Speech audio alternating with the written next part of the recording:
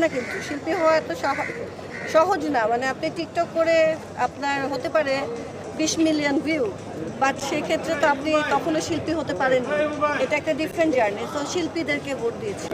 মেয়েদেরকে তো আমাদের ইন্ডাস্ট্রিতে বুলি করা হয় না, মেয়েদেরকে বুলি করা হয় অনলাইনে কমেন্টসে।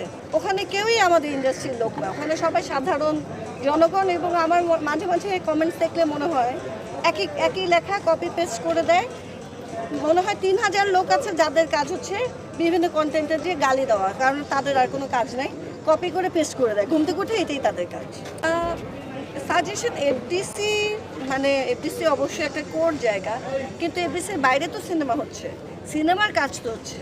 সো আমি এটাকে পজিটিভভাবে দেখি। যখন এফডিসিকে প্রয়োজন, সেন্সরের জন্য এফডিসিতে আসা লাগবে, ডাবিংয়ের জন্য আসা লাগবে, কখনো কখনো শুটিংয়ের জন্য আসা লাগবে, বিজ্ঞাপনের শুটিং হয় এফডিসিতে।